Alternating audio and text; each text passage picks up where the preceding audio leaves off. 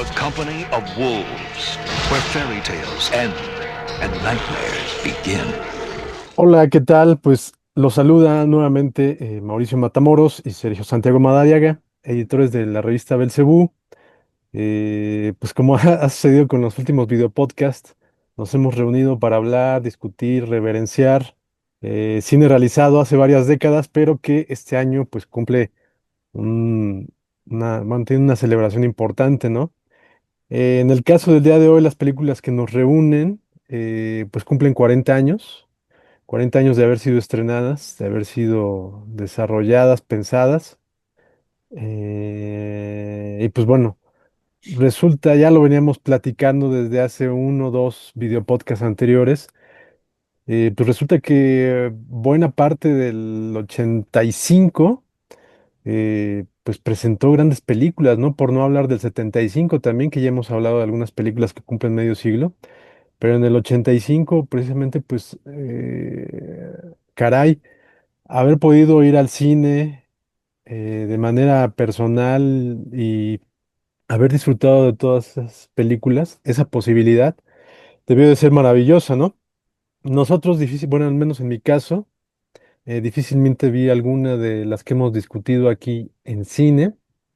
Tenía entonces 10 años, entonces no tenía mucha capacidad para ir yo solo al cine, pero sin duda se trata de películas que vi la mayoría de ellas en video durante los siguientes 2, 3 años, ¿no? Al 85, es decir, antes de los 90, y son películas que pues nos marcaron, nos formaron, y con el paso de los años hemos visto que se han transformado en películas pues básicas de los géneros que aquí discutimos, ¿no? Entrando ya en materia, pues bueno, como pueden ver en los fondos, iniciaremos hablando, discutiendo de The Company of Wolves, en compañía de lobos, la traducción correcta, en compañía de lobos, y que en México se conoció como Lobos, Criaturas del Diablo.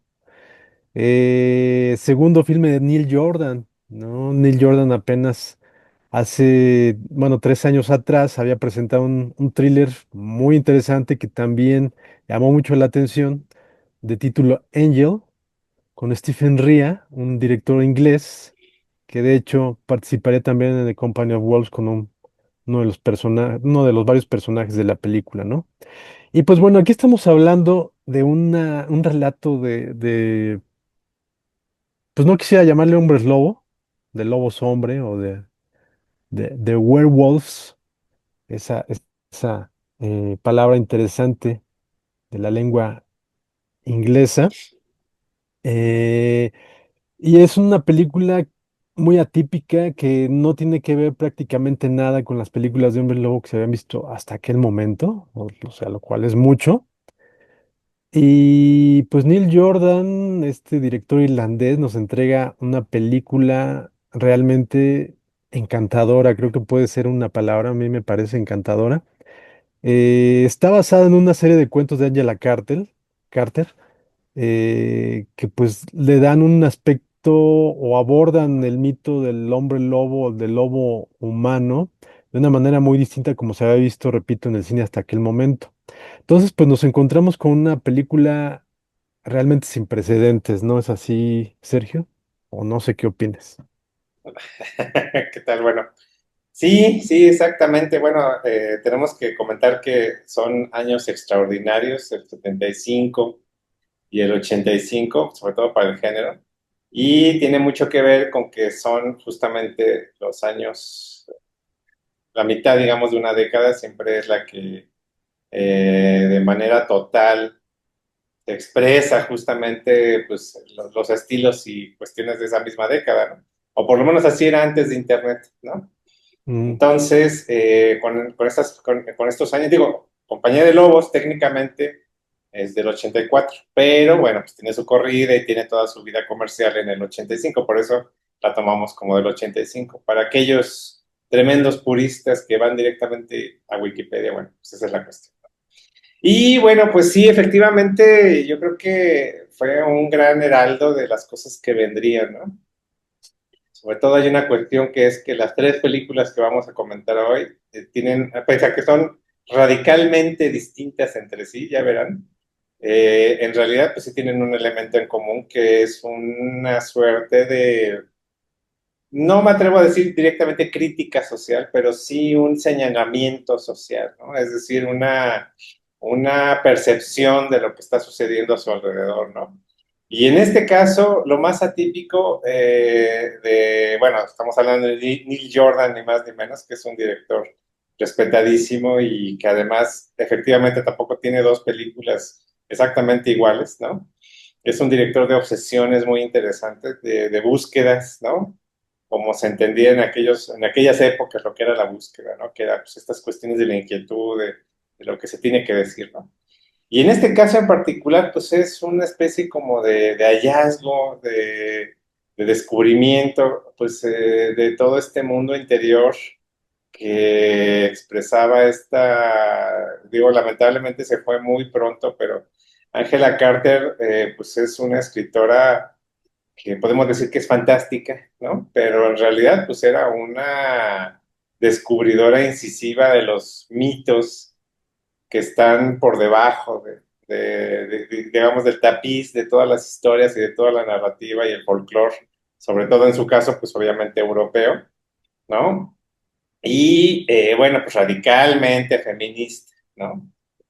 O sea, feminista al extremo de ser directamente y abiertamente misándrica, ¿no? Ahora, hay una enorme y abismal diferencia entre, digamos que estas corrientes misándricas con las que actualmente convivimos, ¿no? Y es que también, como muy dada de la vieja izquierda, bueno, pues era también muy autocrítica.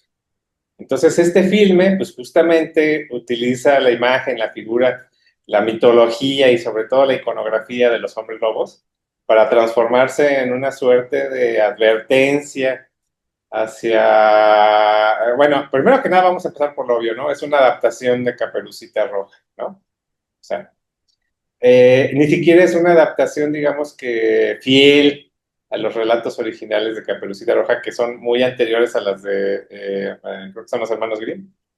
Si no, pues ahí lo edito. Y bueno, en realidad se transforma en una suerte como de advertencia. Ni más ni menos que Angela Lansbury representa a la abuelita de la Caperucita de este filme y bueno, pues toda la película se la pasa advirtiéndole seriamente que debe tener mucho cuidado cuando va caminando en el bosque porque está lleno de seres que quieren un pedacito de ella, ¿verdad? Esa es como la cuestión ahí. Y bueno, pues es un bosque idílico, ¿no? Parece, todo apunta, así como en Nosotros los Pobres, bueno, pues todo apunta que todo está tomándolo de un sueño febril.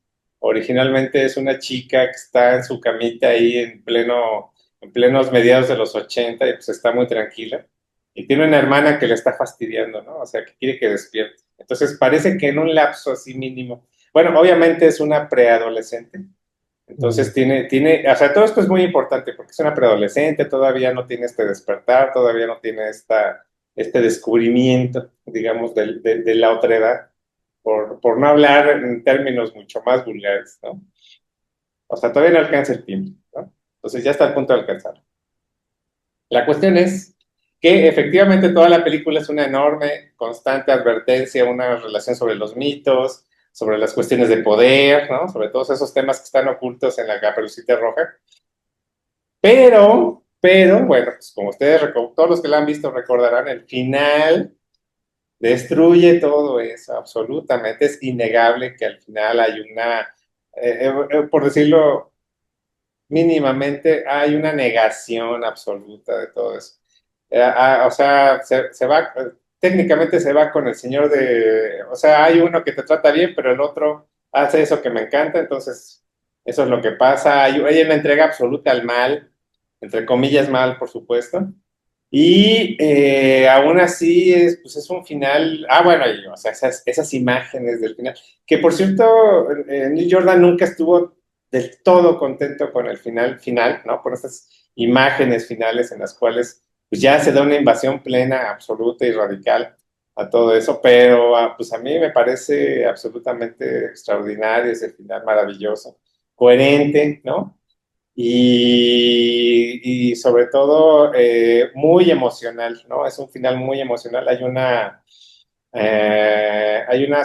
Se suelta toda la tensión que se había construido en torno a toda la película. Y bueno, digo, lamentablemente, pues sí tuvo se fue muy pronto Angela Carter porque pese a que hasta donde yo sé no fue la película más exitosa, ¿no? Sí había una idea como de empezar a trabajar otros proyectos, ¿no? Sobre todo esa maravilla de lectura que es La Cámara Sangrienta, ¿no? Y bueno, pues todo esto tiene que ver con que Angela Carter pues, tuvo una vida realmente similar a la protagonista de este filme, o sea, estuvo viajando, estuvo haciendo una serie de cosas y sobre todo una visita a Japón, digo, si ustedes leen Fireworks, ¿no? No sé cómo se llama en español, no sé si está publicado en Ujú. español, seguramente está el Minotauro, pero bueno, Fireworks, que son sus ensayos autobiográficos, pues sí, efectivamente describe cómo en Japón pues, fue donde se radicalizó, donde se volvió extrema en cuanto a sus ideas y opiniones. Y bueno, pues a partir de eso es que con esa visión, con esa perspectiva es que nos entrega esta pieza que además, bueno, pues, pese a que los efectos especiales tal vez no son los mejores, sí tiene una de las, digamos, originalidades que muy pocas veces hemos vuelto a ver, si es que lo hemos vuelto a ver, respecto a la transformación de los lobos. Y verán por qué todo encaja en ese momento, o sea, metafóricamente todo tiene que ver.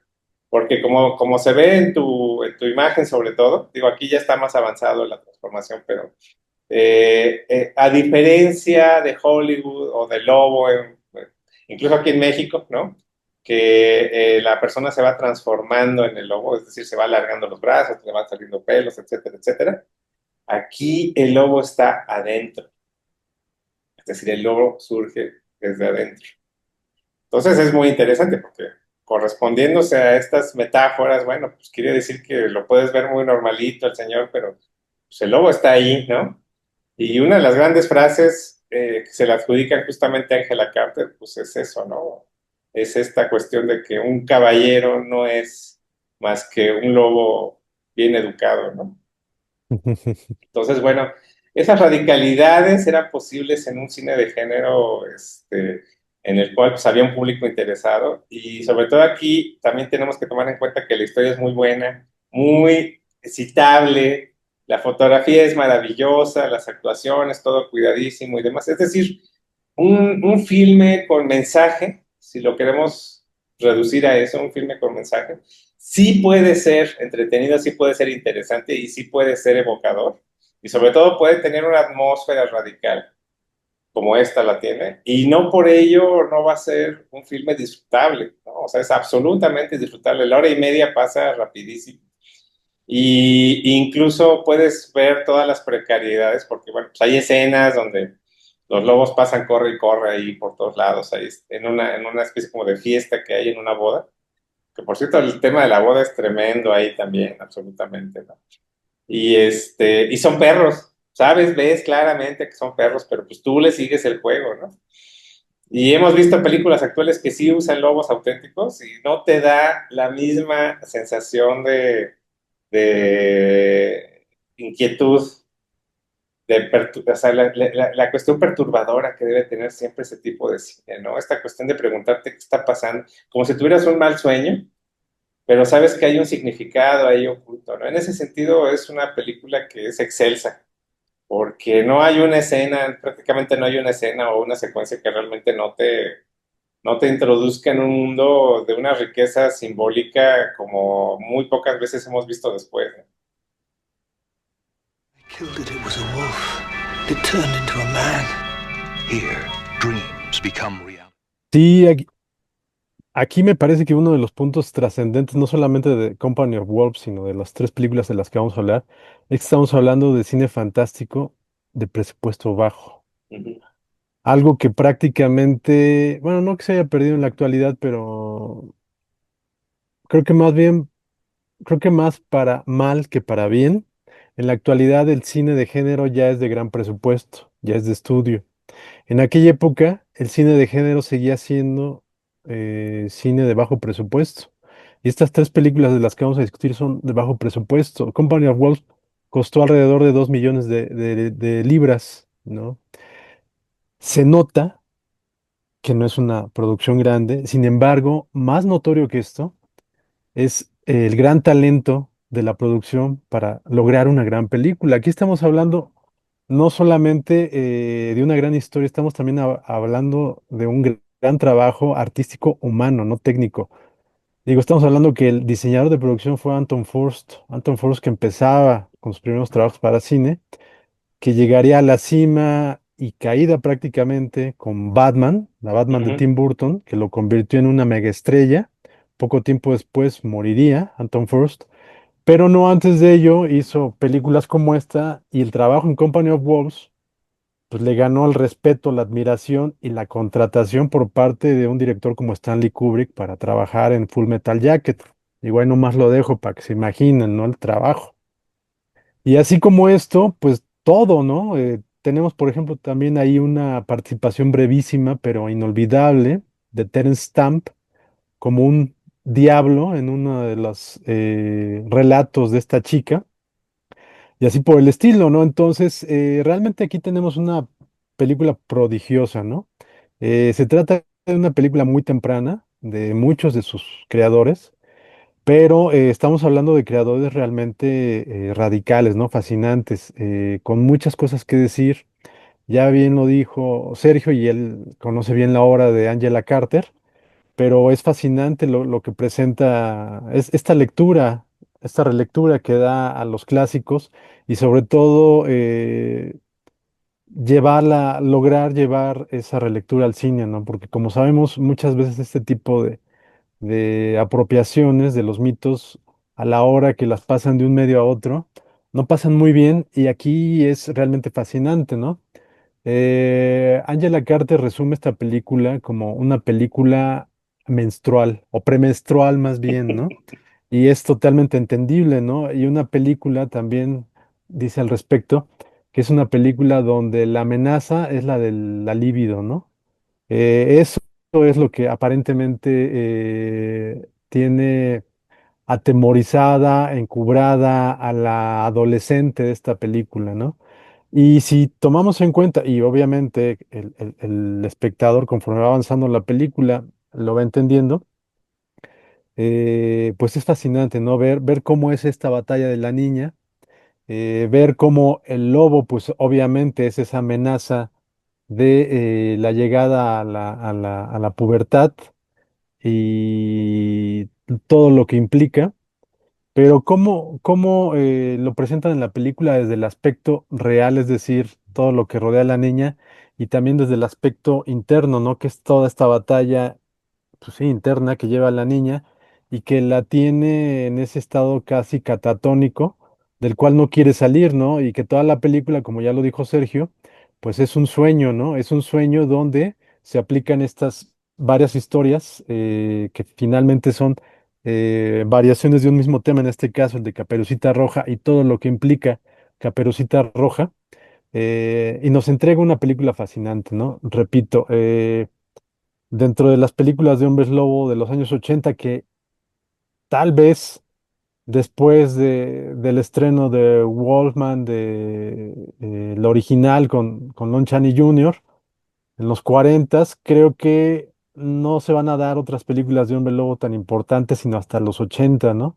Con The Howling, An American Werewolf in London y la otra Wolfen. Ah, Wolfen y bueno. obviamente Company of Wolves, ¿no? O sea, Ujú. cuatro películas fascinantes de hombre lobo durante los años 80 y todas muy cercanas y todas distintas, caray. O sea, qué momento tan grandioso, ¿no? Y bueno, este segundo filme de Neil Jordan, pues es un descubrimiento realmente maravilloso de lo que es el mito del hombre lobo. Y ya nada más, por último, yo quiero comentar efectivamente, lo de los efectos especiales. Tienen una plasticidad extraña porque yo no consideraría que no, que no están logrados, por el contrario, a mí me parecen realmente fascinantes.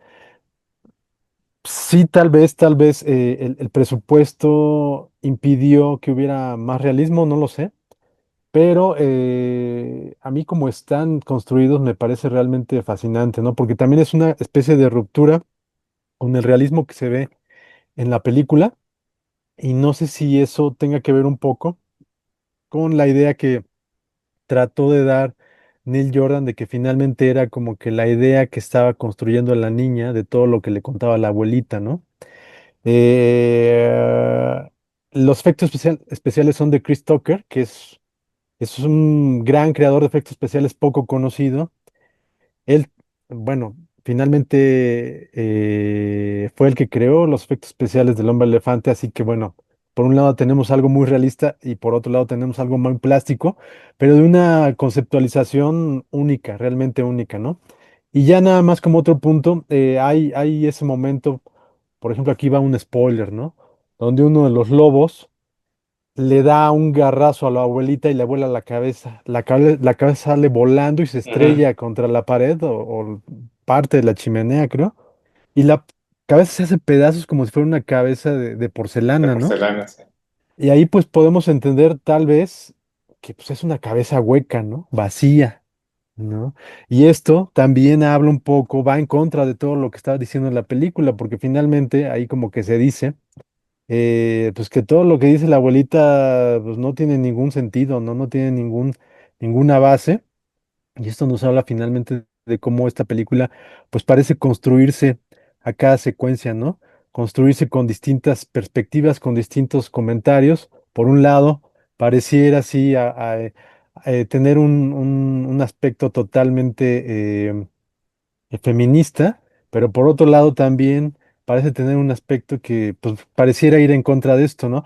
Mm, Finalmente aquí estamos hablando de dos perspectivas distintas, una la de la autora, Angela Carter, y otra la del autor, Neil Jordan, que a pesar de que tienen ideas, conceptos parecidos, pues ujú, finalmente son dos géneros distintos, ¿no? Bueno, por ahí, porque finalmente Neil Jordan también, como ya lo dijo Sergio, se ha caracterizado por un cine de búsquedas, ¿no? Y precisamente un cine de búsquedas sexuales que ha resultado o resultó muy revelador durante el desarrollo de su carrera, ¿no? Hasta la actualidad. Entonces, bueno, como verán, Company of Wolves es una película para ver, rever y releer constantemente porque es una fuente constante de descubrimientos y de fascinaciones. Creo yo que es una película que al día de hoy se sigue viendo poco. ujú. Me parece que no es una película que desafortunadamente alcance el estatus de película de culto. Igual y me equivoco. Y me parece que no lo es simplemente pues por incapacidad del espectador, no por los valores de la película, que es una película fascinante, ¿no? Y sobresaliente de los años 80. Entonces, pues bueno, ahí está la invitación a The Company of Wolves. No sé si quieras agregar más al respecto, Sergio, o ya nos pasamos a lo siguiente.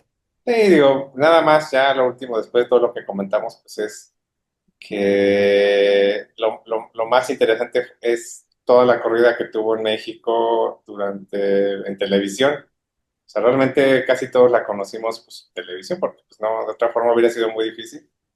Y bueno, pues fue una muy feliz coincidencia que un filme tan claramente dedicado al fin de la infancia, pues nos tocara ahora sí que a todos nosotros nos tocara pues, justamente durante el fin de nuestra propia infancia, ¿no? Entonces, ese contrapunteo en cuanto a la perspectiva, podemos decir entre comillas, femenina, ¿no? Y lo ponemos entre comillas porque, bueno, como ya bien comentaste, pues es una síntesis. O sea, realmente eso es lo más valioso del filme, que es una síntesis de perspectivas. Y bueno, pues no deja absolutamente a nadie indiferente, ¿no? Por eso es que hay que verlo. Want. Y perdón, era algo que no quería comentar porque a lo mejor provoco que me venga a buscar la policía, pero tendré que comentarla ahorita brevemente.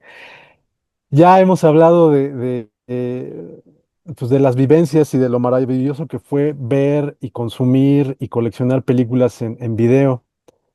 Cuando sale Company of Wolves, eh, no me acuerdo qué compañía fue y no tengo aquí ahorita a la mano la edición, creo que fue Offer Video. Pues no se vendía la película, obviamente solamente se alquilaba. Y en una ocasión, en una venta de películas usadas que se hizo en un Aurrerá, en el Aurrerá de Iztapalapa, bueno, ahora es Soriana, me parece, hay un botadero ahí con películas. Este, no recuerdo ahorita cuáles compramos mi hermano y yo, compramos creo que un par, no nos alcanzaba para más. La tercera que tuvo que quedarse fue Company of Wolves. Entonces, pues bueno, ya nos fuimos con nuestras dos únicas películas que pudimos comprar. Teníamos ahí en casa una película original. Estoy hablando de películas originales ya de uso, ¿no? De segunda mano. Tenemos una película de Linda Blair que ahorita no me acuerdo cómo se llama. Creo que aquí le pusieron Calles Peligrosas, creo. Y era una película que, pues bueno, la vimos y no nos gustó mucho, ni teníamos muy gran aprecio por ella. Entonces lo que se me ocurrió fue, así tal cual, de la manera más horrenda, maltratar la cinta e ir a la horrera y decir, oigan, compramos esta película ayer, pero pues salió mala. Entonces venimos a cambiarla, por favor. Fuimos con nuestro ticket y la cambiamos por Company of Wolves. Es decir, hicimos Un un cambalache. robo, ¿no? O un cambio. Y así fue que como nos hicimos de una copia original de The Company of Wolves, por ahí de finales debió ser por el 89 o 90 del siglo pasado. Entonces, bueno, ahí lo dejo porque fue como que la manera en que entré a la adolescencia, ¿no? Y ahorita como estamos hablando de películas de transición, digamos que fue como, como perdí mi inocencia al hacer, digamos, ese robo simbólico, ¿no? O ese cambio simbólico. Entonces, pues bueno, nada más lo quería comentar ante las necesidades que había en aquella época para poder hacerse de películas originales. Sí, es el fin bendice los medios. Exacto. Taste that delivers. Bueno, y antes de arrancarnos con la siguiente película, mira lo que me pasaron, me entregaron, ahorita uno de Ahí mis está, hermanos. Aquí está la película mencionada, bueno, la edición en beta mencionada, en que beta. provocó ese robo simbólico hace casi, bueno, hace 35 años, 30 y tantos Ah, años. no, no fue robo, fue predestinación. Sí, no, además, pues aquí quedó guardada porque A ver, ¿y atrás? ¿Atrás? ¿cuál ha sido la historia de tantas películas, no? O sea, ahorita ya están destruidas. No, qué belleza. Sí. Clásico virado al rojo de las. Y la edición es de un sello que se llamaba CRISPR Video, que como verán, los enterados, pues copiaba también hasta el logo prácticamente de Vestron Video, Mm, un sello gringo que, si no me equivoco, fue el que la sacó en Estados Unidos. Seguramente este CRISPR Video se dedicaba a publicar acá en México películas de Vestron y prácticamente se volaron hasta el logo, ¿no? Entonces, bueno, ahí está uno de tantos datos que hay de aquella época. así es. Y pues para continuar con aquella época, pues aquí estamos Bien para acompañados. hablar de otra película fascinante de aquella época, también con muchas otras historias que creo que ya le he contado, pero volveré a repetir. Una película más de Larry Cohen, ¿no? Ese director estadounidense extraño, fascinante, inolvidable, ¿no? Uno de los grandes directores sin duda del cine fantástico estadounidense. Me atrevo a decir que al día de hoy sigue siendo poco respetado, pero que pues sin duda año con año hay más espectadores que descubren su cine y sobre todo que me parece que Larry Cohen es una pieza fundamental que habla del cine. Donde pesan mucho las ideas, no tanto la manufactura, pero sí las ideas son, como bien dice Alan Moore, a prueba de balas, ¿no? A quien, por Ujú, cierto, en alguna ocasión Alan Moore, no, Larry Cohen demandó a Alan Moore, ¿no? así Por es. otras razones que ya platicaremos después. Pero bueno, el caso es que esta película, por ejemplo, me parece que es una de las que tiene una manufactura más accidentada de Larry Cohen, pero en verdad la historia es fascinante, aun cuando también recuerda una de las películas más malas y por lo mismo más buenas de Santo el Enmascarado de Plata, ¿no? No sé si quieras comenzar comentando al respecto sobre The Stuff. Sí. Bueno, yo creo que la cuestión siempre es lo eficiente que es como director Larry Cohen. O sea, tuviera el presupuesto que tuviera, siempre generaba filmes muy memorables, ¿no? Algunos menos, por supuesto, porque nadie es 100% perfecto, pero este en particular yo creo que debe tener el monstruo más original, pues no sé si solo de los años 80 o en general del cine, porque yo no recuerdo un ente, una criatura que, bueno, fuera tal cual una adicción por un lado, por otro lado una crítica al capitalismo, ¿no? Bueno, no al capitalismo, sino al consumismo desmedido, ¿no? Ujú. Pero sobre todo es una crítica al consumidor como tal, ¿no? Finalmente nadie te obligaba de ninguna forma a consumir esta sustancia, ¿no? Siempre sucede todas estas cuestiones por un acto irracional, como esta cuestión de que justamente el filme arranca con estos personajes que ven una sustancia saliendo ahí del suelo de una mina y se les ocurre comérsela, ¿no? Probarla, ¿no? Probarla. Y eso es muy común, o sea, es muy, muy común. Es perturbadoramente común, ¿no? Lo vimos últimamente con cierta zona aquí de México que surge una espuma espantosa de un río contaminadísimo. Y pues, ¿qué dijeron? Pues es hora de bañarse, ¿no? O sea, entonces, bueno, con ese conocimiento misantrópico, pues justamente genera Larry Cohen. Ya saben, o sea, todos los entendidos sabemos que tenía su cuadernito ahí, donde cualquier idea que se le ocurriera la anotaba y luego, pues, si había suerte, pues surgía un filme, ¿no? Entonces, este filme, digo, con esto ya vamos hacia es técnicamente comedia, ¿no? Curiosamente, las otras dos películas tienen esa característica que los productores querían un filme de horror hecho y derecho y en realidad pues lo que se entregó pues era una comedia, ¿no? Bueno, no es tanto comedia, es una sátira Ujú. y sobre todo es comedia negra, o sea, es de un humor negrísimo, negrísimo. Y bueno, pues los que salvan el día aquí es muy interesante, pues son las milicias, ¿no? Entonces ya de ahí como que ya se empezaba a ver cómo se iba a perfilar las obsesiones de los años 90, de las conspiraciones y demás. Y bueno, pues entonces el resultado es una película que igual parodia Coca-Cola, que parodia la industria, bueno, parodia por supuesto que a los militares, los Perdón, clichés. perdón, nada más quiero abrir ahí un paréntesis para recordar cómo critica a los militares, que el jefe militar dice que el ejército de Estados Unidos siempre tiene éxito y arregla todo. Y el niño protagonista de la película le dice, ¿y qué pasó en Vietnam? ¿No? Y ya no Así. dice nada, ¿no? Es buenísimo ese diálogo. Perdón, ya. Sí, sí, no, y además que viene, o sea, justamente Larry Cohn viene de ese cine, pues, guerrillero Mm. técnicamente, ¿no? O sea, era de filmar ahí en los espacios y demás. Y bueno, pues efectivamente aquí ya empieza como esa semilla, esa cuestión de la conspiración y demás, ¿no? De que a lo mejor no son las cosas como parecen.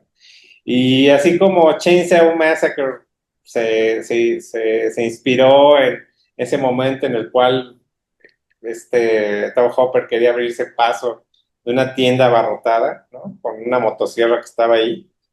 Pues así igual esto fue inspiradísimo en ese fenómeno que él veía cada vez más presente en los supermercados, de que había alimentos que claramente te hacían daño, había coberturas noticiosas en las cuales decían, tal cosa hace mucho daño, tal cosa hace mucho daño, que cada vez los empaques tienen sustancias que no sabes qué son, ¿no? Y aún así, pues se consume y se consume y se consume y se consume. Y bueno, pues lo estamos viendo ahora con todo este estallido de diabetes y de enfermedades crónicas y demás, ¿no? Hay una crisis muy severa de salud, ¿no? Y bueno, pues todo eso lo hace en tono de comedia, ¿no? O sea, al final, en algunas versiones, porque además hay que decirlo, en el cine de Larry Cohen, pues es tan de tan poco presupuesto que constantemente conviven muchas versiones, ¿no?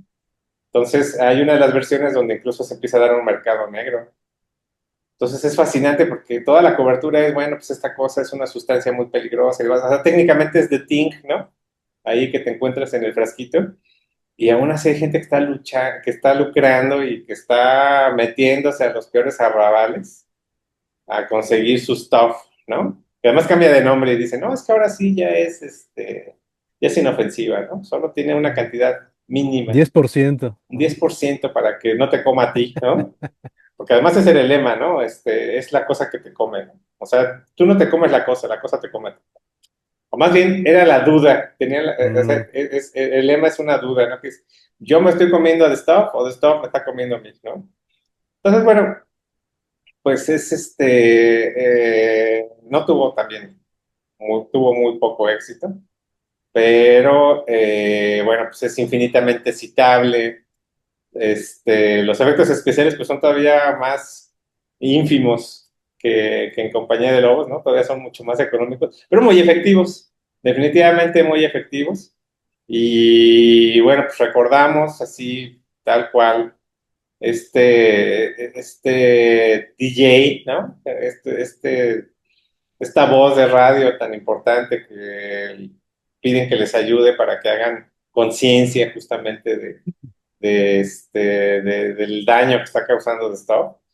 Y pues este DJ lo único que hace es empezar a deformarse ahí, ¿no? Ahí de una forma muy curiosa, ¿no? Podemos decir que un poco asquerosa, ¿no? Pero pues finalmente es la encarnación de todo ese vicio por el azúcar, ¿no? O sea, ¿qué es The Stuff? Bueno, pues es el azúcar a final de cuentas, ¿no? Que es mucho más adictiva que la cocaína. Si mañana desaparezco pues, por este tipo de comentarios, es mucho más adictiva que la cocaína, es una cosa que está en todos lados, ¿no? Ya no puedes vivir sin, o sea, es toda esa adicción en la cual la humanidad pues, ha vertido durante siglos y siglos y siglos, y que de pronto ves que puede ser lucrativa, y bueno, pues aquí estamos, ¿no? Y ya no hablemos de otras cosas, ¿no? Porque pues finalmente todo este aparato, justamente para que el consumidor se integre y sea esclavo para siempre de ese producto, bueno, pues yo creo que no puede haber un mensaje más claro, obvio y evidente. 2025, llámese ideología, llámese el productito, llámese el muñequito de moda que no hace absolutamente nada, pero pues ahí lo pones, ¿no? Quieres todos, ¿no? Quieres todo, todo, todo, todo, todo. Y bueno, pues finalmente es o sea, el verdadero monstruo delirante del filme, pues es el público. Y bueno, lo ujú. que nos corresponde a nosotros, porque pues, también queremos la obra, queremos la pieza, queremos la figura y demás, ¿no? Y volvemos ahí al tema de Compañía de Lobos, ¿no? Finalmente el verdadero monstruo pues es el deseo, ¿no?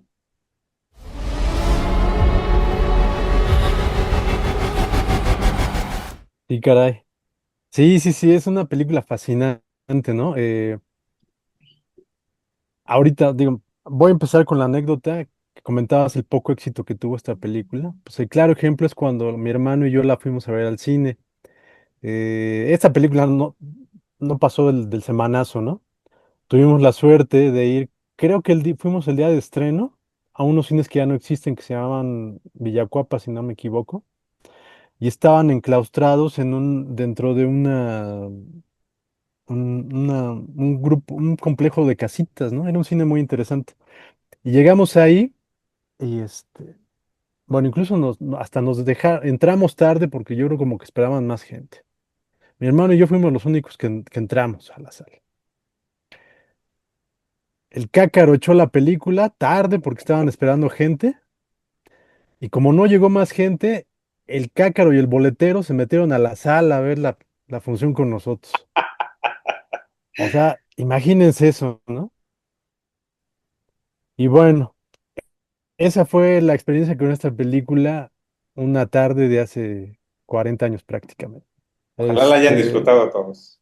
y sí, sí, sí, nos impactó la película porque, pues bueno, teníamos una edad muy temprana y nos pues, causó una sensación muy extraña ver una película donde se creía entender que se hablaba de algo serio, pero pues en tono paródico y sobre todo, como bien dices, las muertes que hay en la película son muy grotescas, precisamente este personaje de color que tiene nombre artístico de Chocolate. Su muerte es caricaturesca, es una caricatura y por lo mismo no se te olvida y es totalmente original, ¿no? Las personas, los consumidores de The Stuff en la película, cuando ya están totalmente cautivados por el material, por esta cosa que venden, pues están totalmente perdidos en ello, ¿no? Están peor que en el fentanilo. Ujú, Y ya, digamos que su deseo llega a tal necesidad de esta cosa que se descompone su ser, su cuerpo, su cara, su cabeza, y sufren una distorsión ahí muy extraña, ¿no? Entonces, así es la de este personaje, y repito, es algo muy caricaturesco, prácticamente, o sea, se acerca a lo que veíamos en las caricaturas de los Looney Tunes, ¿no? ujú, Lo que hacía Tex Avery, por ejemplo, entonces, eh, pues es fascinante. Y esta película, como ya lo dijo Sergio, pues es que efectivamente Larry Cohen quiso hablar del momento histórico, de uno de los problemas que él veía en aquella época, ¿no? Que era la del consumismo. Le pareció alarmante y fascinante a la vez que efectivamente hubiera tantas cosas que resultaban dañinas y que no pasaba nada, ¿no? Es decir, como decía Maussan, y nadie hace nada, ¿no? Pues Larry Cohen lo hizo, pero pues da igual, porque no pasó gran cosa, ¿no? Esta película, pues bueno, es como que esas necesidades, esas preocupaciones que hubo en los años 50 tras o en la amenaza atómica, con filmes como Los Usurpadores de Cuerpo, o ujú, sobre todo La Mancha Voraz, ¿no? Ese tipo de preocupaciones, pues bueno, se transforman para los años 80 y vemos que una de las grandes amenazas que hay es el consumismo, ¿no? Porque como ya diferenció muy bien Sergio, pues el capitalismo, pues a ultranza está prácticamente desde que existe la humanidad, ¿no? Pero el consumismo se da de manera ya radical en los 70 en los 80 y no hablemos de la actualidad, ¿no? Entonces, bueno, ahí está esa amenaza, que el problema pues no son ellos, sino nosotros, ¿no? Y pues para hablar de ello, el Larry Cohen hace esta construcción melodramática con base en monstruos. Y resulta que la amenaza, pues, es la mancha voraz, pero consumible, ¿no? Se come, ¿no? Y para ello, pues aparece este alimento que nos recuerda la amenaza alienígena de Santo contra los asesinos de otros mundos, que no es más que un grupo de hombres ahí debajo de una sábana de látex. Y así hay escenas en esta película que se ven tan ridículas, pero hay otras muy logradas. Y el caso es que a pesar de que esta película pues, costó prácticamente 2 pesos, bueno, no 2 pesos, pero con eso quiero decir que fue realmente muy barata, como estaba acostumbrado a trabajar Larry Cohen, este, por ahí leí en una entrevista en la revista Cine Fantastic que hacen con ahorita se me va el nombre, pero quien se encargó finalmente de los efectos especiales, de stop motion y de miniatura. Resulta que ya había hecho un trabajo previo otro autor. A Larry Cohen no le gustaron, lo corrió y contrató a Steve ujú, Allen. Steve Allen para hacer otros nuevos efectos especiales. Y dice Steve Allen que logró hacerse un muy buen trabajo a pesar del presupuesto, pero que había un problema ahí que él comentaba que Larry Cohen es muy buen director, pero que luego no tiene muy buen control ujú, de las distintas unidades de producción. Entonces, en este caso, mientras Larry Cohen estaba filmando en Nueva York, Steve Allen estaba haciendo los efectos especiales de miniatura y de stop motion en otra parte del país, no recuerdo ahorita en qué estado. Y pues Larry Cohen adelantaba a filmar lo que tenía que machar con las secuencias que tenían que machar con las secuencias de animación. Y ya a la hora que las empalmaban, pues como que no quedaban muy bien.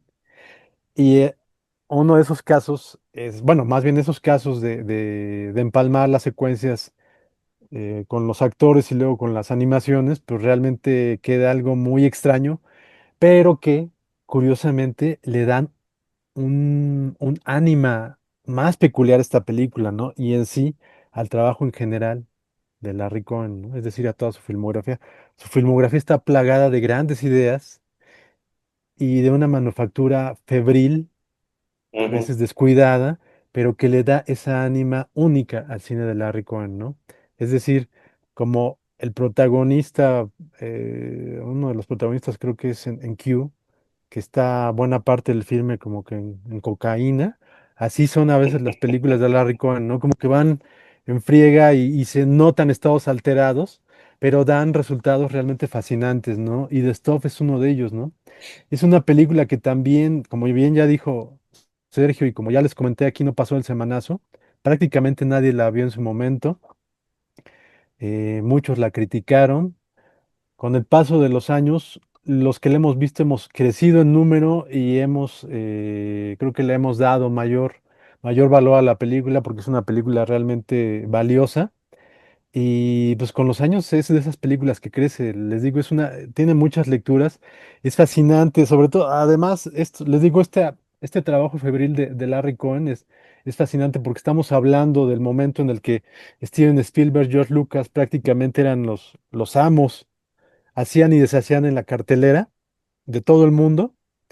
Y es algo, por ejemplo, de lo que se quejaba Neil Jordan cuando presentó Company of Wolves, ¿no? Él decía, como siempre todos los directores dicen, no, pues no me estoy quejando de lo que hacen Steven Spielberg y George Lucas, ¿no? Pero hacen ellos hacen cuentos de hadas, pues para niños, ¿no? Y muy, cooptados, ¿no? Sus cuentos de hadas. Yo lo que quiero hacer con Company of Wolves, decía Jordan, es un relato de hadas, pues más cercano a los relatos de hadas como eran originalmente y sobre todo que puedan ser vistos por adultos, por niños, e inclusive no solamente por niños, porque es lo que decía Jordan, las películas de Steven Spielberg y George Lucas son solamente para niños hombres. Con Company of Wolves yo quiero hacer un relato de hadas que pueda ser visto por niñas, e inclusive que puedan ser vistos por una pareja de niños y niñas y que no les cause problemas, que les resulte interesante a ambos. Pues bueno, el caso de Larry Cohen es todavía, me parece que más experimental, ¿no? Porque es una película protagonizada por un niño, pero una película que no es para niños, ¿no? Ujú, Entonces me parece algo realmente subversivo, así casi punk, ¿no? Vemos allá al niño protagonista recorriendo los suburbios o corriendo en los suburbios que vemos en las películas de Spielberg.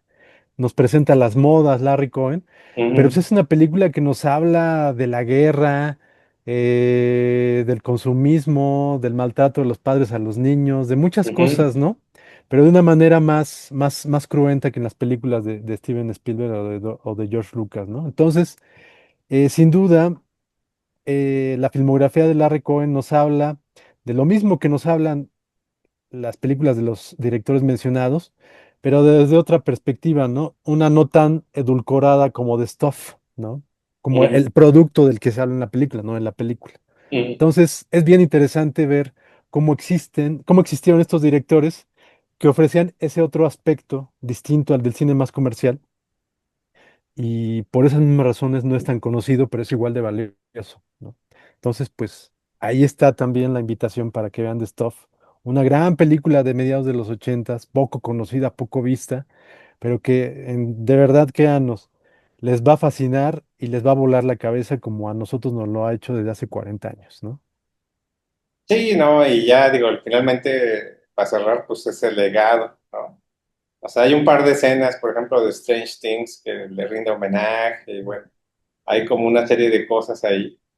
Pero realmente el verdadero legado, bueno, primero que nada, hay un mensaje poderoso, ¿no? O sea, ya sin importar los presupuestos, pero aunque sea una película de 400 millones o una película que costó $10,000, tiene que tener un mensaje poderoso. O sea, si no, no puede de ninguna forma pues, perdurar, ¿no? O sea, lo que ha hecho que The Stuff sea un filme que sobrevive, que tiene reediciones y que ahora hay hasta en 4K. ¿Para qué queremos ver esto en 4K, por ejemplo? Pero bueno, está en 4K, pues es porque el mensaje es poderosísimo y yo creo que le va a hablar igual a los consumistas dentro de 100 años, ¿no? O sea, ya se verá, pero seguramente porque ha sobrevivido 4 décadas y tocable, ¿no? Y probablemente eso es mucho más de lo que podemos decir de muchas cosas que estamos, con las cuales estamos conviviendo ahora, con todo y presupuestos y producción y demás, ¿no? Y eso nos lleva a la siguiente película. Así es.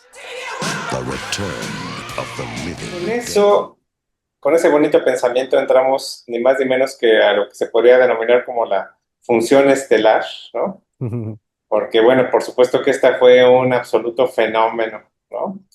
O sea, una película de culto hecho y derecha, que es El Retorno a los Muertos Vivientes. Una secuela no oficial a La Noche de los Muertos Vivientes. Y, bueno, pues dirigida y escrita, pues ni más ni menos que por ese señorón llamado Dan O'Bannon, ¿no? Ese extraordinario guionista y aquí pues, se revela como director también, ¿no? Una persona que siempre cuidó hasta el más mínimo detalle en sus guiones, en sus proyectos, ¿no?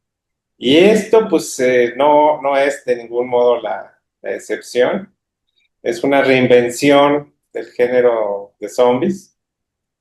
Para todos aquellos que han perdido el score, ¿no? Que han perdido el marcador, bueno, pues aquí hay zombies que corren, zombies que piensan, zombies que gritan, etcétera. Entonces, eso no es nada nuevo, ¿no? Pero lo que sí es extremadamente radical, pues es por un lado su humor, ¿no? Que, o sea, si The Stuff tenía un humor muy negro, bueno, pues este es de un humor, de risa loca, ¿no? O sea, prácticamente es una película, es más comedia que horror, podemos decir, pese a que tiene extraordinarios momentos de horror, ¿no? De horror puro, que para todos los que vivimos esa época, bueno, pues eran momentos así realmente de pesadilla, pues, ¿no? Que es esta esqueleta, ¿no? Pues es una esqueleta, ¿no? Esta esqueleta pues, tirada, narrando en primera persona la experiencia de estar muerto vivo, ¿no? De ser un living dead, ¿no? Y además todo lo que dice, pues es cuidadísimo, ¿no? O sea, realmente te transmite un horror existencial, ¿no? Porque además, a final de cuentas, no hay mucha diferencia entre estar muerto vivo que estar vivo muerto, ¿no? O sea, es esa misma, o sea, no hay un escape del dolor, ¿no? Entonces, y aparte lo vuelve casi cósmico, casi Lovecraftiano, ¿no? Que digo, Tanovano, pues por supuesto que tiene todas esas lecturas y todo ese conocimiento justamente de qué es lo que mueve realmente al horror cósmico, ¿no? Y bueno, el elemento de humor, pues se basa íntegramente en esta cuestión de lo imposiblemente ineptos que son los militares, ¿no? Es increíblemente ineptos, o sea, aquí no es un cometa que pasa, aquí no es una maldición de Dios, aquí no es nada de eso, aquí es única y exclusivamente la estupidez de los militares norteamericanos, ¿no? Del ejército, pues, ¿no? Que pueden tener la cosa más peligrosa del mundo ahí, al alcance de cualquiera en unos tambos, o sea, digo, ahí, por ejemplo, por supuesto que está el eco del horror atómico, ¿no? Están en unos tambos ahí metidos en cualquier sótano y ese día quiere presumirle ahí un empleado ahí, le quiere presumir a un muchacho que acaba de llegar, que hace la limpieza además. Dice, mira lo que hay aquí, ¿te acuerdas esa vez? ¿Te acuerdas esa época en la cual se liberaron los muertos, empezaron a hacer cosas? Mira, aquí están los botes, ¿no? Y por supuesto que los manosea y los toca y por supuesto que están muy mal selladas esas porquerías y bueno, pues ahí se desata, ¿no? Pero además es la cuestión de que quieren cubrir justamente que metieron la pata en la chamba, ¿no? Así tal cual, ¿no? Y acuden a este balsamador que a todas luces es un nazi, ¿no? Hasta tiene su Uzi, ¿no? O sea, tiene su Mauser ahí. Y bueno, pues hace ciertos saludos también en algún momento. Y por supuesto que usan un crematorio, ¿eh? O sea ya no puede ser más políticamente incorrecta esta cosa, ¿no? Y bueno, pues por supuesto, como usan el crematorio, se libera esta sustancia, ¿no? El trioxid. No Eh, recuerdo, pero bueno, sí, ajá. es que por supuesto que es derivado de una sustancia que era utilizada en Vietnam como fungicida, bueno, como herbicida, ¿no? Y que Ujú. por supuesto que tenía unos efectos cancerígenos espantosos, pero bueno, whatever. Y a partir de ahí, bueno, y otra cuestión que también vemos por el otro lado, pues es estos que me están acompañando aquí, que ya era el movimiento punk, ya muy asimilado por la cultura popular, ¿no? O sea, sea, en los 70 pues el punk era esa cosa radical que andaba por ahí. Y ya a estas alturas, pues ya eran un chiste, pues, ¿no? Ya eran más como unos, o sea, literalmente es como un carrito de payasos lo que viene ahí, anda por ahí por todos lados. Ya son muy brutos, muy torpes, ya les vale gorro la sociedad. Pero bueno, pues a final de cuentas, como todo, como gran metáfora justamente de todas las cuestiones, pues los alcanzan los problemas reales, ¿no? Y qué mayor metáfora desde siempre que de un pasado que se niega a morir, que justamente el fenómeno del zombie, ¿no? Entonces, bueno, detrás de toda esta comedia, chapucería, vacilada, comentarios que hacen los zombies, que son lo más chistoso del mundo, ¿no? Pues hay una vez más un comentario social muy radical, ¿no?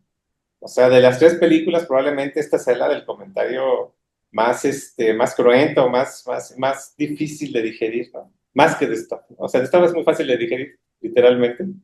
Y en este caso en particular, bueno, pues es toda esta cuestión de cómo la incomodidad social y cómo todos estos movimientos se transforman en algo, pues simplemente decorativo, pues, ¿no? O sea, finalmente esa es la cuestión y lo vemos con este personaje ahí, o sea, que se supone que es un lugar sagrado, un cementerio, y lo primero que hacen los punks pues es ponerse a bailar, se encueran, etcétera, etcétera y demás.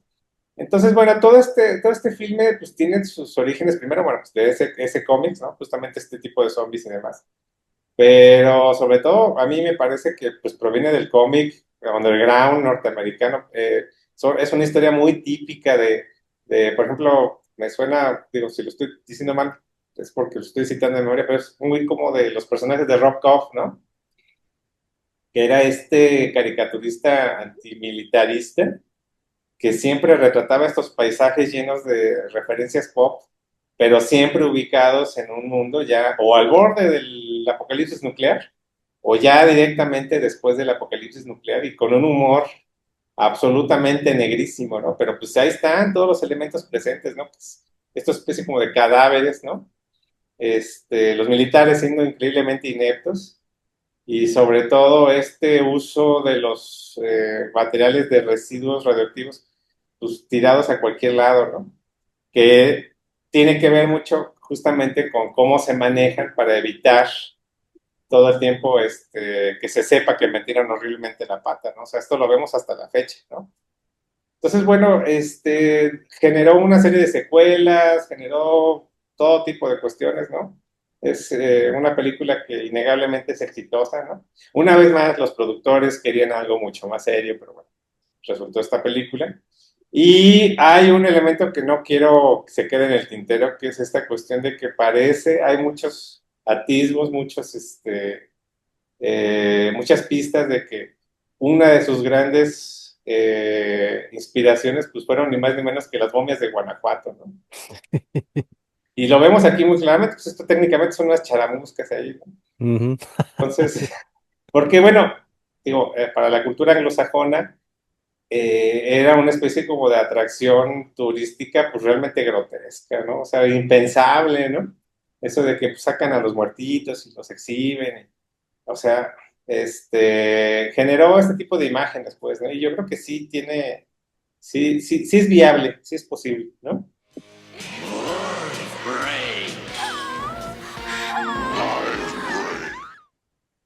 Sí, así es como dices, tanto Dan O'Bannon como William Stott, el diseñador de producción, tomaron a las momias de Guanajuato como aspecto principal para el diseño de los zombies, ¿no? O muertos vivientes. Y esto, pues bueno, nos permite entrever la gran cantidad más allá de referencias, de el caldo de cultivo que se reunió en esta película, ¿no? Ya iniciando por Dan O'Bannon, como ya lo dijo Sergio, a Dan O'Bannon lo contratan para, para dirigir esta película. No había dirigido ninguna película, ya tenía unas participaciones más que importantes en el cine. Recordemos que él es el que escribe Alien y trabaja en Dark Star con John Carpenter, entre otras cosas. Por supuesto, había trabajado en el cine. Recordemos que es es parte esencial de la mesa de creadores que reúne Alejandro Jodorowsky para su inoperante, que ya no se refilmó La Dunas, que no se filmó. Y de esa unión de talentos, pues recordemos que surgen varias colaboraciones de historieta, ¿no? El mismo Jodorowsky con Moebius y una colaboración de O'Bannon también con Moebius, que pues se transformará también en las cosas de mayor trascendencia durante los años 80, ¿no? Porque realizan una historieta para la revista Metal Hurlant francesa, que aquí la versión estadounidense se conoce como Heavy Metal. Realiza para ahí una historieta que se llama The Long Tomorrow Ujú, y que pues sería la principal inspiración del mismo de Ridley Scott para Blade Runner, ¿no? Entonces, bueno, tan solo mencionar el Long Tomorrow que da pie a Blade Runner y el guión de Alien, pues ya podemos entender la trascendencia de Dan Novan, ¿no? Que para entonces, obviamente, tanto el talento como una serie de problemas psicológicos le ujú, permiten tener pues esta capacidad para entender una historia desde muchos puntos de vista, ¿no? Entonces, todo esto se ve retratado en The Return of the Living Dead, película que, como les digo, fue contratado Dan O'Bannon para dirigirla a partir de un guión escrito por John Russo. John Russo, recordemos que es el coescritor y el generador el coescritor del guión y el generador de la historia de Night of the Living Dead, la original de George Romero. Y esta historia, por tanto, de The Return of the Living Dead iba a ser efectivamente una secuela. Pero a O'Bannon no le gustaba precisamente la historia de John Russo, así que decide adaptarla, decide darle ese cariz de fársico, de comedia negra, y pues bueno, la transforma totalmente, ¿no? En esta pues, bomba letal que ya platicó Sergio, que tiene tantas referencias y tantas connotaciones y que resulta fascinante, ¿no? Pareciera, por ejemplo, en un principio totalmente, bueno, lo presenta como un acto totalmente gratuito la presencia de Trash, el personaje interpretado ujú, por Linnea Quigley, una de las Scream Queens de los años 80 y 90 en el cine de horror. Esta presencia de una punk totalmente desinhibida y que hace un desnudo pues totalmente gratuito en la película, pero que a la postre, como ya lo comentó Sergio, pues es necesario para entender cómo existía toda esta desacralización tanto de las imágenes como de los conceptos, ¿no? ujú, Porque efectivamente está en un cementerio y ahí realiza un striptease de lo más vulgar y fascinante, porque la presencia de esta trash creo yo, es uno de los personajes más inolvidables del cine de los años 80, ¿no? La manera en que le interpreta y incluso la manera de la pronunciación que le da Linnea Quigley a su personaje es fascinante, ¿no? Y hace todo inolvidable. Entonces, es fascinante ver este tipo de escenas dentro del contexto de la película, de la historia, y trascienden, ¿no? Por ejemplo, el momento ya después del striptease de este personaje y cuando está tratando de envolver al punk principal, que también es otro personaje increíble porque es un punk que se está quejando de su condición de punk. D- Dice ser un hombre muy serio que se toma muy en serio lo que es, pero nadie lo pela. Todos creen que él dice que todos lo tratan como si no creyeran lo que está diciendo, no se lo toman en serio. Y entonces prácticamente como un personaje shakespeariano, ¿no? Que se está quejando de su situación humana y mientras lo está haciendo, esta mujer se le está restregando desnuda y este tipo no da ninguna respuesta, ¿no? Entonces, es realmente fascinante ver los contrastes de esta película y todo nos habla del caos que había en los años 80, ¿no? ujú, Este, como bien ya lo dijo Sergio, aquí hay zombies que corren, hay zombies que se arrastran, hay un zombie al que le cortaron las extremidades inferiores y se va corriendo con los supuestos trozos que tiene de piernas correteando a uno de los personajes. Y es una de las escenas más crueles y espantosas que hay en el cine de horror de aquella época. Y resulta que realmente contrataron a un Sí, tipo que le claro, sí. faltaban las extremidades, obviamente, pero pues era un background ahí, un homeless en Nueva York, ¿no? Y lo contrataron para esa escena, lo cual en la actualidad sería totalmente, pues se consideraría irresponsable y totalmente incorrecto, ¿no? Pero esto nos habla de la película totalmente atípica que estamos discutiendo, ¿no? Bueno, les hablaba de que aquí hay zombies de todo tipo, pero en muchos casos fue la primera vez que se presentó todo esto en el Ujú. cine, ¿no?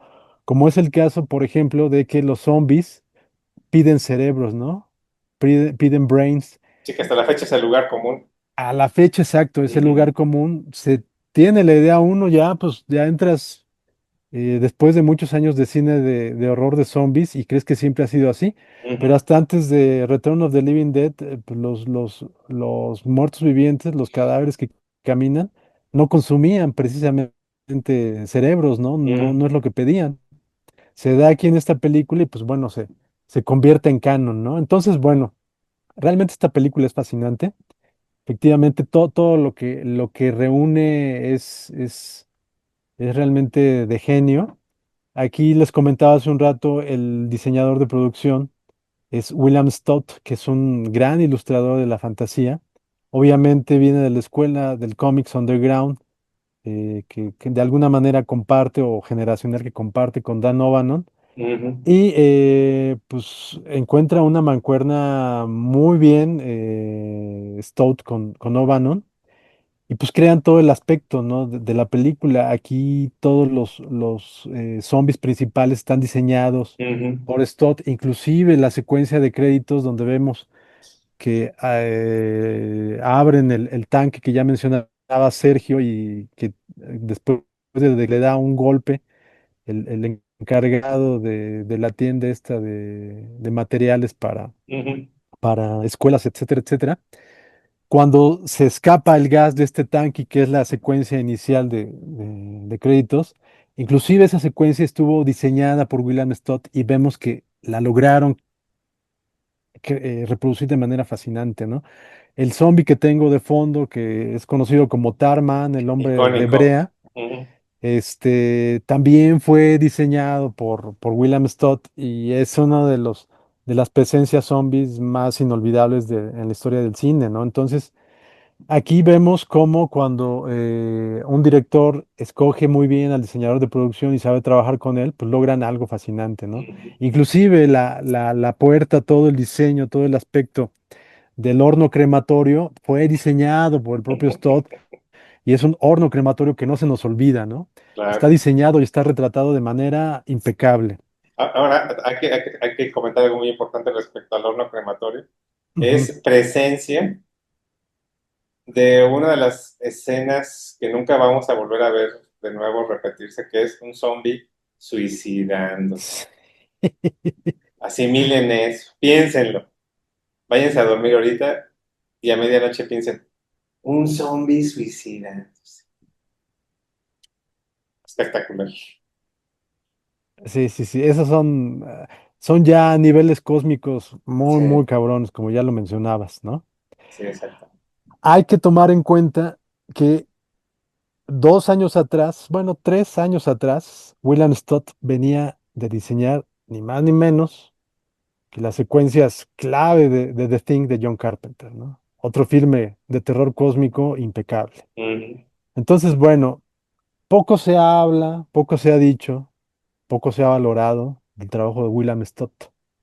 Pero con el trabajo, ha trabajado en otras películas, pero con el trabajo de estas dos películas, me parece que es uno de los principales constructores, arquitectos del cine de terror de los años 80 y por tanto, en la historia del cine de terror.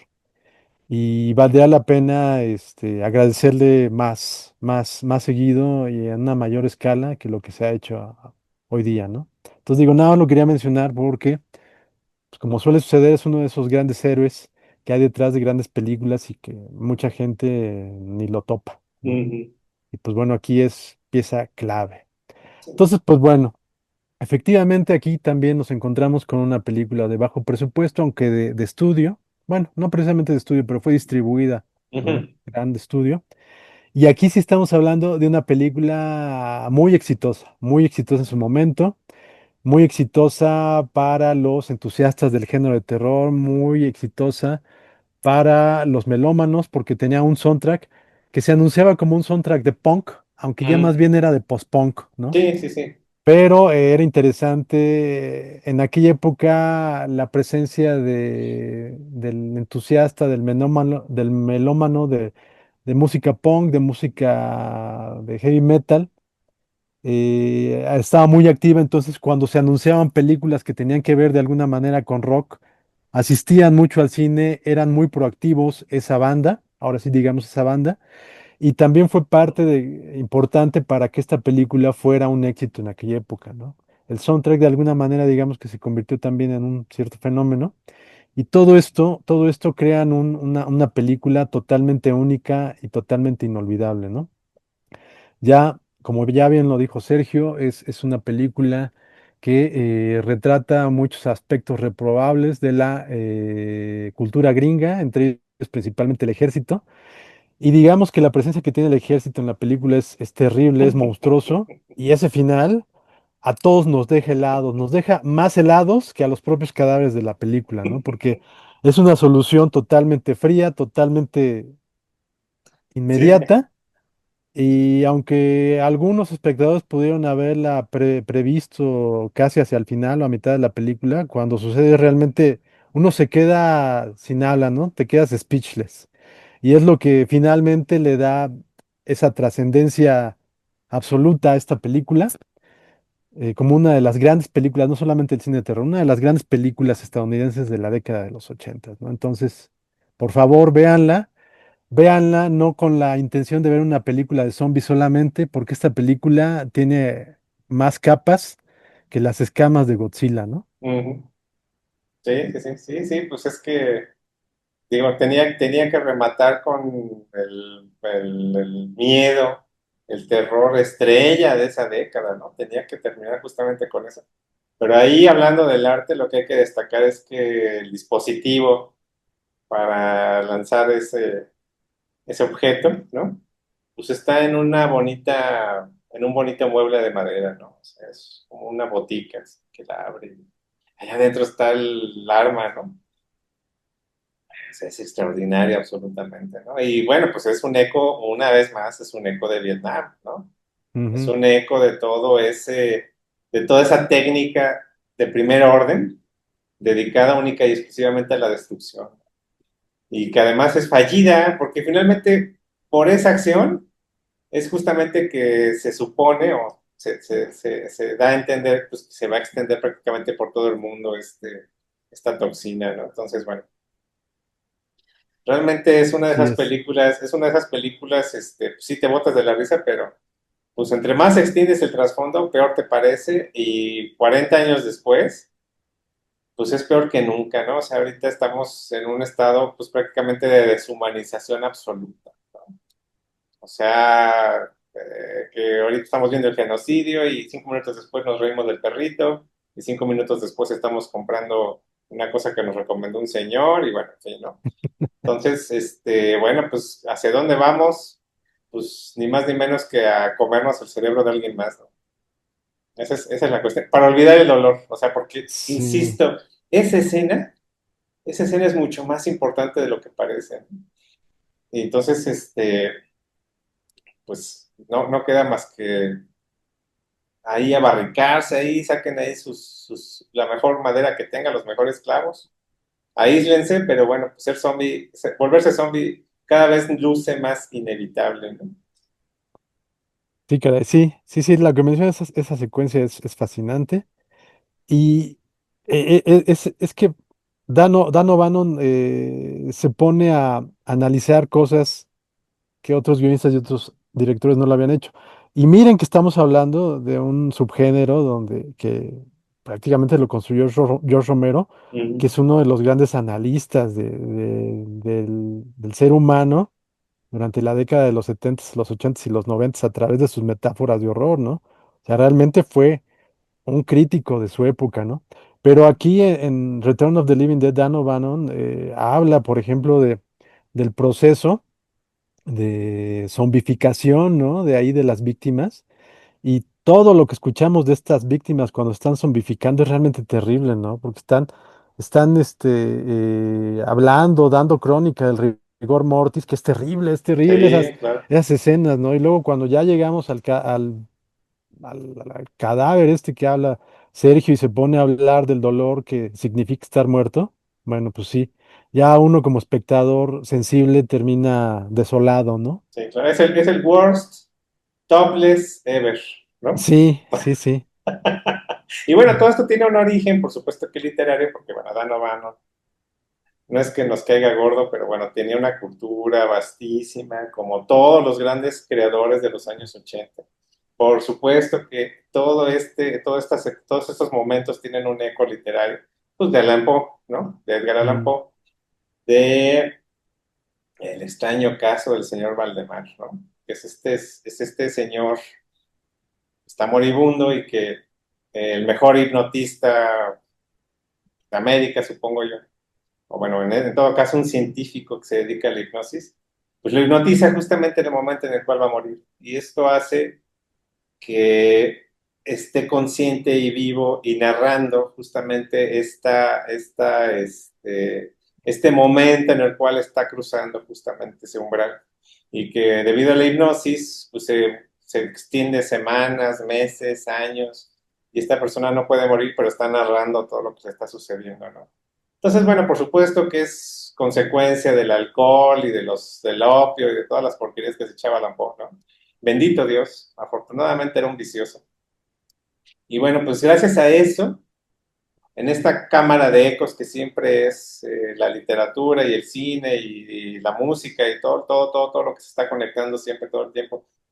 Y afortunadamente esta gente genial como Dan O'Bannon pues tiene totalmente la atención. Lo conecta y por eso es que uno de los elementos medulares, así literalmente medulares, porque además esta zombie todo el tiempo está escupiendo ahí en la médula ahí líquido espinal, ¿no? Entonces, todo este tiempo está ahí justamente, termina y culmina justamente con este extraordinario monólogo, ¿no? Que yo creo que es uno de los mejores monólogos que ha hecho o que ha expresado un títer en la historia del cine, pues, ¿no? En fin, es una película importantísima, absolutamente importantísima, imprescindible, y el día de mañana sigue siendo más que importante, ¿no? Más que relevante. Why do you eat people? Not people, brains. Y ya nada más aquí yo como colofón quisiera agregar que para hablar de lo perdidos que nos encontramos en el consumismo, bueno, está el cartel de la película, son las dos figuras que tiene de fondo Sergio, y que son dos figuras de zombies que digamos que de alguna manera resumen algunos detalles de zombies que aparecen en la película, pero estos zombies no aparecen en la No, película. no, no, no. Entonces, a lo que voy es cómo un cartel que no refleja precisamente lo que se ve en la película puede trascender cuando está bien hecho y a la vez de alguna manera refleja los detalles de la película, ¿no? Este cartel pues, es totalmente identificable, remite totalmente a la película. Si vemos las dos calaveras sabemos de qué película estamos hablando Mm, y ha sido tan trascendente el propio cartel que recientemente se produjeron dos figuras de estas figuras, calaveras, ¿no? ¿no? Dos figuras que, pues bueno, vemos algunos que ya hemos comprado algunas y queremos comprar otras, y eso nos habla del consumismo en el que vivimos actualmente, pero pues que ya es parte medular de nuestras vidas, ¿no? Y bueno, yo en este caso, por ejemplo, pues no tengo que quejar, ¿no? Yo realmente ya, lo que digo es que ya es parte de la vida de uno, y ojalá todos los productos de consumismo tuvieran el sentido de este tipo de piezas, ¿no? Pero bueno, ahí lo quería dejar nada más como dato curioso. Existen estas figuras que acaban de ser publicadas, acaban de ser producidas por el 40 aniversario de la película y son dos cosas de una belleza estrujante, ¿no? Entonces, Así bueno, es. vivimos malos tiempos, pero también vivimos buenos tiempos de alguna manera. Sí, exacto, digo, y, o sea, ya por cerrar con el legado siempre, yo estoy 100% seguro, absolutamente seguro, y algún día, pues, no sé en qué dimensión, le preguntaré a Mamoru Oshii directamente, pero estoy seguro que una escena icónica de Ghost in the Shell, justamente cuando la IA habla de cómo despertó la conciencia y lo pesado que fue esa cuestión, ¿no? Lo burdo, o sea, la carga que es eso, está directamente inspirada justamente en esta. Estoy 100% seguro que está totalmente inspirada en esta misma escena que estamos comentando. Ya verán ustedes, o sea, si ustedes han visto Ghost in the Shell, saben de qué hablo. Y bueno, en segundo lugar, bueno, pues, o sea, cada época le va a decir cosas distintas, pero bueno, pues estamos conviviendo con la IA, que yo creo que es una cosa muy parecida a convivir con este tipo de zombies que vemos aquí en torno de los muertos vivientes, ¿no? Porque, bueno, finalmente es un reflejo de lo que somos nosotros mismos y por tanto trae las mismas taras y los mismos problemas y las mismas vicios y adicciones, ¿no? Y bueno, pues ¿qué le dirá a las generaciones futuras? Pues ya veremos, ¿no? Pero si hay algo que nos está comiendo el cerebro en 2025, son las IA, ¿no? Y ya cada vez es más innegable. Bueno, pues ahí con esos comentarios lapidarios le damos Son fin, los cierre hechos. a este video podcast que realmente estuvo bien divertido. Sí, no, pues, fueron unas películas divertidísimas. Y además, recordemos que esa es la respuesta que siempre hay que dar al horror, ¿no? O sea, reírse, pues, así como el Tarman que tienes ahí atrás, pues con los dientes por fuera, ¿no? Eso es Ujú. la vida también, ¿no? Así es, pues digo, me refería a divertido para nosotros, pero creo que también les hemos dado las razones suficientes para que vayan a ver nuevamente estos filmes si es que ya los conocen, y si no, pues obviamente para que vayan a verlos, porque son unas obras de una belleza, de una calidad y de una trascendencia innegable, ¿no? Filmes que hacerlos en la actualidad difícilmente podría ser, y que por lo mismo hay que recuperarlos, hay que conocerlos, ¿no? Entonces, pues bueno, ahí está, y les agradecemos que hayan estado aquí, si es que lo hicieron, y pues les dejamos la invitación para que escuchen este video podcast, muchos otros que tenemos ahí almacenados en nuestro canal de YouTube. Y pues obviamente nos veremos pronto en algunas otras semanas para otros, otras celebraciones importantes fílmicas, celebraciones importantes narrativas, impresas, también puede ser. Y pues el próximo mes tenemos por allá un anuncio seguramente que pues ya escucharán de él. Así es. Pues sí, esta fue otra probadita de esa extraordinaria clase que fue la clase del 85, ¿no? Entonces, ahí seguimos con esas recomendaciones. Les agradecemos muchísimo y pues vamos quedando listos para lo siguiente. Muchas gracias. Hasta luego.